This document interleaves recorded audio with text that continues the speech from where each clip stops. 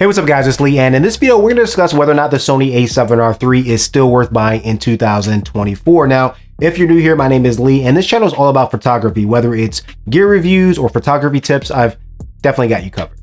Now, I don't want this video to be super long and drawn out, but I do want to cover some basics so that you can actually decide whether or not the Sony A7R III is still worth buying in 2024. Now, first things first, if you're watching this video, there's probably a few different reasons why you're contemplating on picking up this Sony A7R III. And that's including but not limited to, number one, the fact that maybe you're moving over to Sony from another system like Canon or Nikon. Personally, I moved over to Sony from Canon, and you will probably want to preserve those funds for better glass. That's probably the first reason. Number two, maybe you're looking to jump into the full frame world from a crop sensor camera. And then finally, maybe it's just the fact that you're upgrading from an older Sony camera, right? Now, let's just cover some basics when it comes down to the specs of this camera, because obviously that's probably one of the things that you're really the most curious about. Now, this camera did come out in 2017. It has a 42 megapixel sensor, which is actually pretty good. So it's a very high resolution camera. Now, when it comes down to the image processor, it uses a Bionz X processor. Now, that is a little bit of an older generation processor compared to the newer cameras that they have out, but it definitely doesn't mean that it's not an excellent system or that it's not powerful enough for you to use this camera even for professional use. I actually still use this camera to capture portraits and weddings, and I haven't had any issues at all. Even though there are newer cameras out, you don't have to worry about that. Now, one of the biggest things that you're gonna notice with this camera is just how amazing the autofocus system is. So if you're like me and you're coming from using a Canon DSLR or a Nikon DSLR, you're gonna notice that this is an amazing camera when it comes down to autofocus. Because before, with a DSLR, you would have to make sure that you nail the focus, right? You have to make sure that you're focusing in on your subject's eye, right? You have to make sure that you're not missing focus. You have to really be intentional about it when you're taking your photos.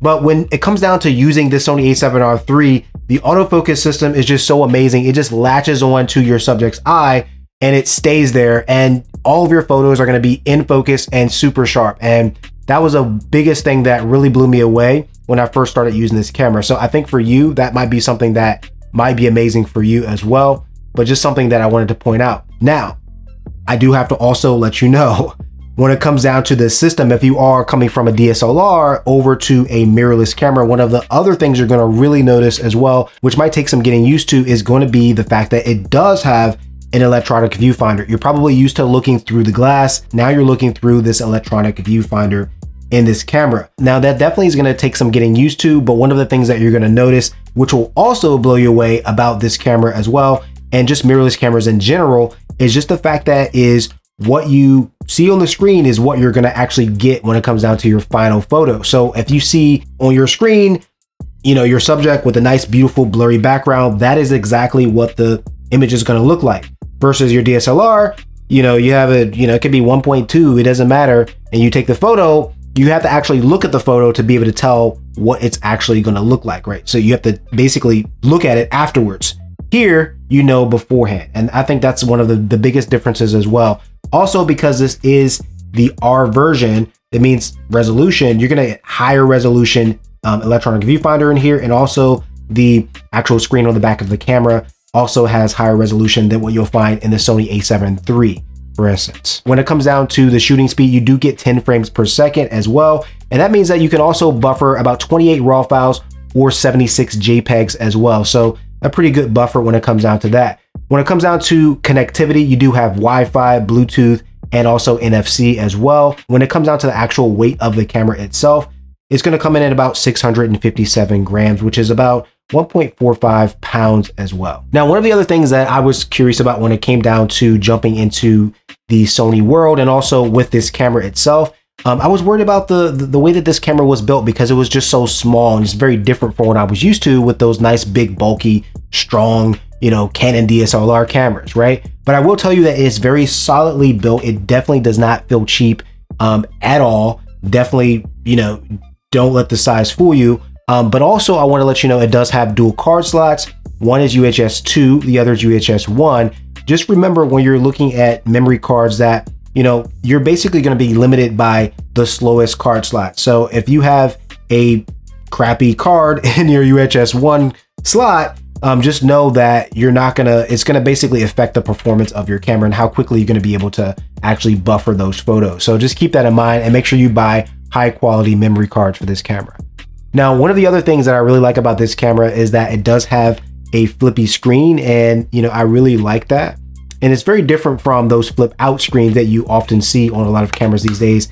And I actually really like that it has that capability. But I do want to let you know that it's not touch enabled when it comes down to actually going through the menu, but you can use the touch feature if you want to actually zoom in, or if you want to set the focus points while you're actually taking photos. You can just touch the screen and it will basically focus in on wherever you are actually touching the camera, which is something that is nice. Now, if you are somebody who likes to do photo and video, if you are thinking about shooting video on this camera, you can shoot 4K video up to 30 frames per second.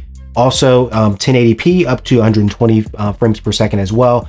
And it does offer internal 8-bit recording as well, which is definitely perfect for your occasional professional videos or even YouTube videos and things like that. So I think you're not going to be disappointed.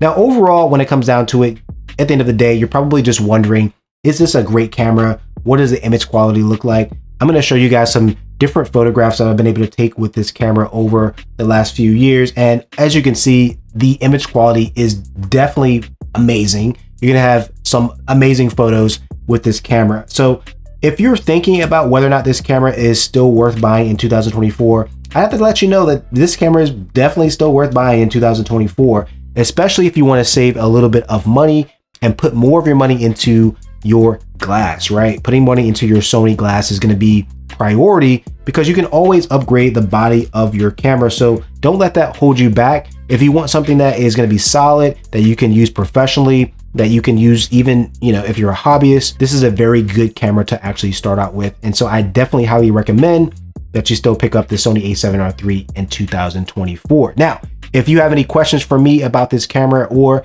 if maybe you didn't think that this was the right camera for you and you went a different way, definitely just let me know in the comments below. Definitely would love to hear from you guys. Thanks for watching this video, and I'll see you in the next one.